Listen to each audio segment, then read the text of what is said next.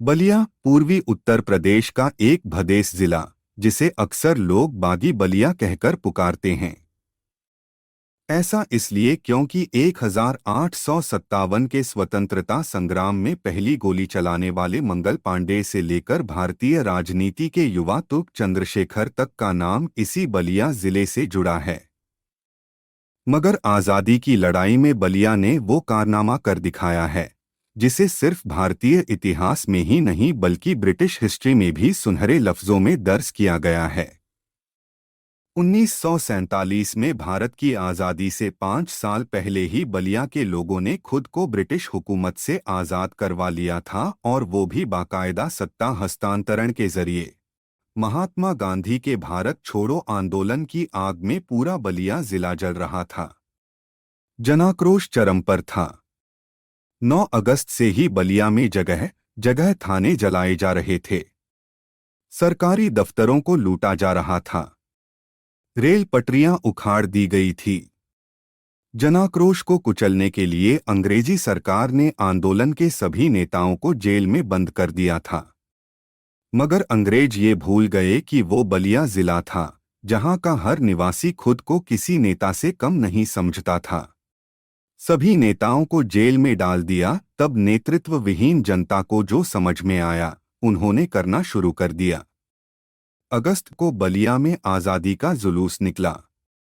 12 अगस्त को बलिया व बैरिया में विशाल जुलूस निकला। 13 अगस्त को बनारस से बलिया पहुंची ट्रेन से आए छात्रों ने चितबड़ागांव स्टेशन को फूंक दिया। 14 अगस्त को मिडिल स्कूल के बच्चों के जुलूस को सिकंदरपुर में थानेदार द्वारा बच्चों को घोड़ों से कुचला गया। 14 अगस्त को ही चितबड़ागांव, ताजपुर, फेफना में रेल पटरियों को उखाड़ दिया गया। वही बेलथरा रोड में मालगाड़ी को लूटकर पटरियों को उखाड़ दिया गया। इसके बाद बलिया रेल सेवा से पूरी तरह से कट गया। ऐसा नहीं था कि अंग्रेजों ने इस आंदोलन को कुचलने के लिए दमन चक्र नहीं चलाया।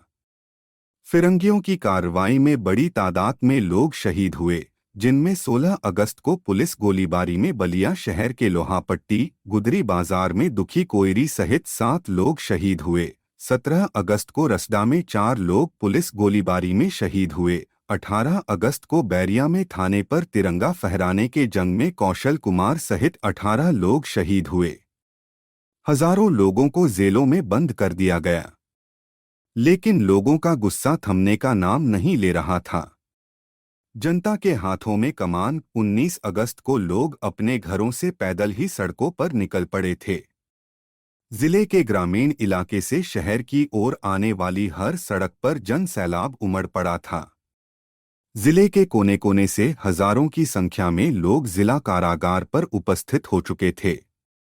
जेल के बाहर पहुंचे लोगों के हाथ में लाठी, भाला, बल्लम, गड़ासा, बर्छी, रम्मा, टांगी, खुखरी, ईंट, पत्थर आदि थे। कुछ लोग तो मिट्टी के बर्तन में बिच्छू, हड्डा, चिवटा आदि भी अपने साथ लेकर आए थे। लोगों के अंदर अंग्रेजों के दमनात्मक कार्रवाई को लेकर रोष व्याप्त था। जेल पर एकत्र हो रहे लोगों की भीड़ का दबाव बढ़ते देख अंग्रेज कलेक्टर जेसी निगम और पुलिस कप्तान जियाउद्दीन अहमद जेल के अंदर घुस गए और दूसरी बार चित्तू पांडे समेत क्रांतिकारी नेताओं से वार्ता कर जेल का फाटक खुलवा दिया। टाउन हॉल क्रांति मैदान में एकत्रित जनसमूह के बीच पंडित चित्तू पांडे, राधा मोहन सिंह, राधा गोविंद सिंह तथा विश्वनाथ चौबे आदि का भाषण हुआ। नेताओं ने कहा, जनांदोलन के दबाव में यह रिहाई हुई है। आंदोलनकारियों के उग्र तेवर को देख जिले के 10 से अधिक थानों की पुलिस निष्क्रिय हो गई थी। उधर अंग्रेजी हुकूमत के बलिया में पंगु हो जाने के बाद 20 अगस्त 1942 को नए प्रशासन की विधिवत घोषणा कर दी गई। ब्रिटिश हुकूमत के कलेक्टर जेसी निगम ने बाकायदा चित्तू पांडे को प्रशासन का हस्तांतरण किया और चलते बने। स्वराज सरकार का गठन। बलिया में राष्ट्रीय स्वराज सरकार का गठन हुआ। इस सरकार का नेतृत्व एक करिश्माई नेता चित्तू पांडे ने किया। जनता ने राष्ट्रीय स्वराज सरकार का समर्थन किया और हजारों रुपए चंदा के रूप में इकट्ठा कर दिए। इस प्रकार भारत के आज़ादी से 5 वर्ष पूर्व ही आज़ाद हुए बलिया जिले के पहले कलेक्टर चित्तू पांडे तथा पंडित महानंद मिश्रा पुलिस अधीक्षक घोषित किए गए। 23 अगस्त की रात में ब्रिटिश सरकार के गवर्नर जनरल हैलेट ने बनारस के कमिश्नर नेदर सोल को बलिया का प्रभारी जिलाधिकारी बनाकर बलूच फौज के साथ भेज दिया, जिसने बनारस के तरफ से रेल पटरियों को बिछाते हुए बलिया आते ही कत्लेआम मचा दिया। 23 अगस्त को ही दोपहर में बक्सर की ओर से जलमार्ग से मार्क स्मिथ के नेतृत्व में और 24 अगस्त की सुबह आजमगढ़ की ओर से कैप्टन मुर के नेतृत्व में ब्रिटिश फौज बलिया पहुंच गई। ब्रिटिश फौज का भारी दमन चक्र शुरू हो गया। इस दौरान 84 लोग शहीद हुए और बलिया पर फिर ब्रिटिश का शासन हो गया। समस्त नेता फिर जेल में डाल दिए गए। गांव-गांव दमन का चक्र चलना शुरू हुआ जो 1944 तक चलता रहा।